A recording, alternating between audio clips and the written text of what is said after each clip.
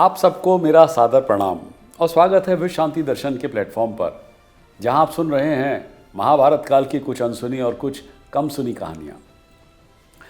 विश्व शांति दर्शन चैनल के दृष्टा हैं सार्वभौमिक शिक्षा के पक्षधर, विश्व शांति के प्रबल समर्थक, विश्वधर्मी प्रोफेसर डॉक्टर विश्वनाथ कराड, जिन्होंने अपना संपूर्ण जीवन, जी हाँ संपूर्ण जीवन मानवता की सेवा हेतु समर्पित किया है।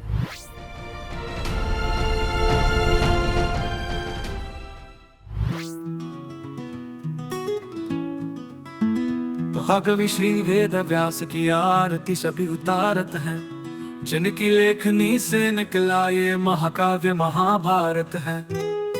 बहुत दिन बीते पुरानी बात है, आज तक जो विश्वास में है। हस्तिनापुर नाम की थी एक यहाँ नगरी बड़ी, यहाँ पन्नों मोतियों की आप से जगमग जड़ी। इस नगरी में बसी है राजाओं की कहानियाँ, पांडु की धरती पर छाई है वीरता की कलाएं। भीम अर्जुन का पराक्रम, द्रौपदी की है व्यथा, जिसने दी भारत को गीता वो महाभारत कथा। ये महाभारत की कथा, ये महाभारत की कथा। पिछली बार आपने जाना कि किस प्रकार अर्जुन ने विराट राजकुमार के सम्मुख स्वयं को जाहिर किया। उस दिन पांडवों के अज्ञातवास का समय भी समाप्त हो गया था। अर्जुन अब कुरु सेना से पूरी तरह खुलकर युद्ध के लिए तैयार थे। अब कर्ण भी दुर्योधन के साथ आ गया। वो कुछ ऊंचे स्वर में बोला ताकि सभी प्रमुख कौरव उसे सुन सकें। ऐसा प्रतीत होता है कि आप सब लोग अर्जुन को देखकर भयभीत हो गए हैं। क्या आप नहीं जानते हैं कि अर्जुन का मुझसे कोई मुकाबला नहीं है। वन में काफी समय बिताने के बाद वो युद्ध के लायक ही नहीं रहा। जैसे कोई योग ब्राह्मण दान लेता है ना, वैसे ही शीघ्र ही मैं अपने हजारों बाणों का उसे दान करूंगा। अर्जुन को मारकर मैं दुर्योधन का ऋण चुकाऊंगा। आज मैं पांडवों की अग्नि को बुझा दूंगा, जो उनके हथियारों के ईंधन से प्रज्वलित होती है और सभी शत्रुओं को भस्म कर देती है। मेरे अमोघ बाण पार्थ को उस प्रकार बींध डालेंगे जैसे सर्प चींटी के बिल में घुसते हैं। आप लोग अर्जुन को सुनहरे कर्णिकार फूलों से ढकी हुई पहाड़ी की तरह जमीन पर लेटे हुए देखेंगे। इतना ही नहीं, मैं शक्तिशाली भाले से चिल्लाते हुए बंदर को जो उसके ध्वज पर है उसे नीचे गिरा दूंगा और अर्जुन के रथ के टुकड़े टुकड़े कर दूंगा। आप सब मेरे साथ युद्ध कर सकते हो, या फिर चाहो तो गायों को लेकर चले जाओ, मैं अकेले ही अर्जुन का सामना कर लूंगा। तब कृप ने कर्ण की ओर तिरस्कार पूर्वक देखा और कहा, हे राधे, आपका कुटिल मन सदैव युद्ध की इच्छा रखता है। आप समय, स्थान और परिस्थिति के अनुसार चीजों को नहीं समझते। बुद्धिमान लोग तभी युद्ध चुनते हैं जब अन्य सभी उपाय विफल हो जाते हैं और जब संकेत अनुकूल होते हैं। पार्थ का सामना करना हमारे लिए कैसे अनुकूल हो सकता है? अकेले ही जिसने गंधर्वों को परास्त किया और अकेले ही उसने खांडव वन में दिव्य सेना का सामना किया। फिर अर्जुन ने शक्तिशाली निवात कवकों और काल कन्याओं को भी हराया। बलराम के क्रोध के बावजूद भी अर्जुन बिना किसी सहायता के निडरता से सुभद्रा को यादवों के मध्य से उठाकर ले गया।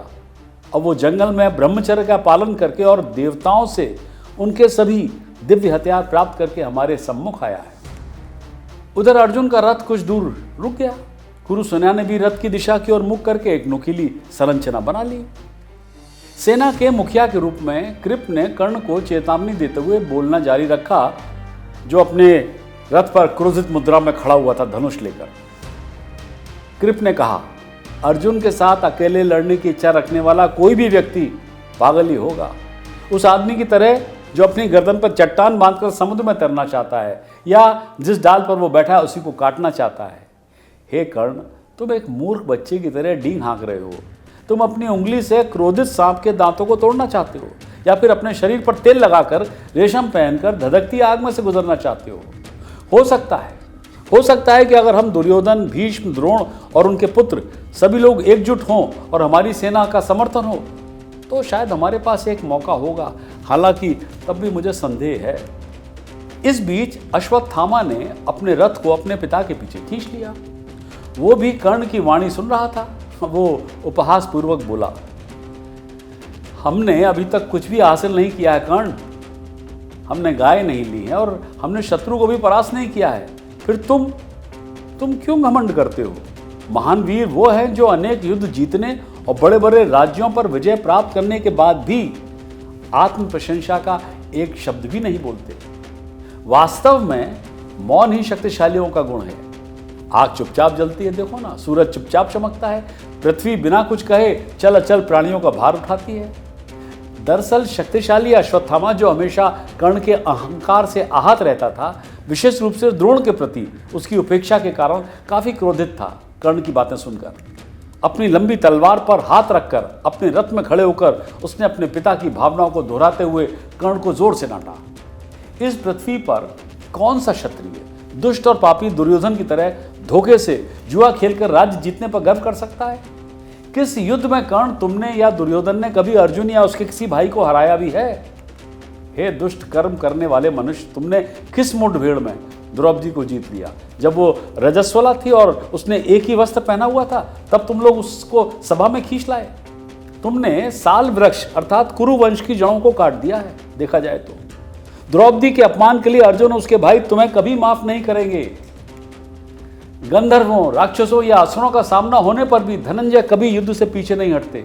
वो जिस किसी की ओर मुड़ता है वो उसी प्रकार उड़ जाता है जैसे गरुड़ के पंखों के बल से कोई वृक्ष धराशायी हो जाता है। मुझे लगता है कि जल्द ही कर्ण के साहसिक शब्द व्यर्थ की डींग हाँकने से ज्यादा कुछ प्रतीत नहीं होंगे। कर्ण की ओर मुड़कर अश्वत्थामा ने अपना बोलना जारी रखा। कौन पार्थ की प्रशंसा नहीं करेगा, जो पराक्रम में तुमसे श्रेष्ठ है, जो धनुर्विद्या में इंद्र से कम कौशल नहीं है और युद्ध में स्वयं कृष्ण के भी तुल्य है। अश्वत्थामा ने तब अर्जुन के रथ की ओर देखा जो दूर इंतजार कर रहा था। उसे अपने पिता के गुरुकुल में अर्जुन के साथ बिताया हुआ समय याद आया। अर्जुन सदैव द्रोण के पसंदीदा रहे थे और पांडवों की धोखे से जुए में हुई हार से उन्हें बहुत दुख भी हुआ था। वैसे भी अर्जुन के युद्ध कौशल पर किसी को कोई संदेह नहीं था। अश्वत्थामा ने कहा, मेरे पिता की चेतावनी पर ध्यान दिया जाना चाहिए। अर्जुन के प्रति उनके स्नेह की आलोचना नहीं की जानी चाहिए, क्योंकि बुद्धिमान लोग कहते हैं कि एक शिष्य और एक बेटा समान होता है। फिर अश्वत्थामा ने दुर्योधन की ओर देखा और कहा, हे अभिमानी मनुष्य, अर्जुन से उसी प्रकार युद्ध करो जैसे तुमने उसे पासों में हराया था। अपने मामा शकुनी को अब एक वास्तविक लड़ाई में अपना असली कौशल दिखाने दो ना। गांडी पासे नहीं फेंकता है बल्कि जलते हुए तीर छोड़ता है दुर्योधन। वे भयानक बाण पर्वतों को विदीर्ण कर सकते हैं और पृथ्वी को छेद सकते हैं। मृत्यु के स्वामी वायु देवता या अग्नि के देवता कुछ पीछे छोड़ सकते हैं, लेकिन क्रोध से काम लेने वाला अर्जुन ऐसा नहीं करता है। यदि तुम चाहो तो कर्ण की बात सुनकर अर्जुन को चुनौती दे सकते हो, लेकिन मुझे धनंजय से युद्ध करने का कोई मतलब दिखाई नहीं देता है। अच्छा, भीष्म सभी का भाषण सुन रहे थे। उन्हें यकीन था कि यह अर्जुन ही है जो किन्नर के भेष में उनके सामने आया है। वृद्ध कुरु योद्धा उसे फिर से गले लगाने के लिए उत्सुक थे। यह दुखद था कि उन्हें युद्ध के मैदान में अर्जुन का सामना करना पड़ रहा है। एक क्षत्रिय के कर्तव्य निसंदेह कठिन और कष्टदायक थे। इस लड़ाई से बचने का कोई शायद उपाय नहीं था। अर्जुन निश्चित रूप से एक योद्धा के रूप में अपने कर्तव्य का निर्वाह करेगा। कौरवों को युद्ध में उसका सामना करने के लिए अपनी सभी शक्तियों को एकजुट करने की आवश्यकता होगी। उनके तर्क केवल उन्हें कमजोर करेंगे और अर्जुन की जीत आसान कर देंगे। तो कुरु सेना के समक्ष यही उधेड़बुन हो रही थी कि क्या उनके सम्मुख अर्जुन है या कोई किन्नर? क्या उससे युद्ध करना चाहिए या नहीं? क्या पांडवों का अज्ञातवास पूर्ण होने से पहले ही उनका भेद खुल जाएगा? क्या अर्जुन की गणना गलत थी कि अज्ञातवास खत्म हुआ? हैं तो बहुत सारे प्रश्न जिनका उत्तर आपको मिलेगा, लेकिन अगली बार। तब तक के लिए जुड़े रहिए और सुनते रहिए महाभारत काल की अनसुनी कहानियाँ। और हाँ, अगर अभी तक आपने चैनल को सब्सक्राइब नहीं किया है तो अवश्य करें, वरना आप महरूम रह जाएंगे इन अद्भुत कहानियों से। देखते रहिए विश्रांति दर्शन।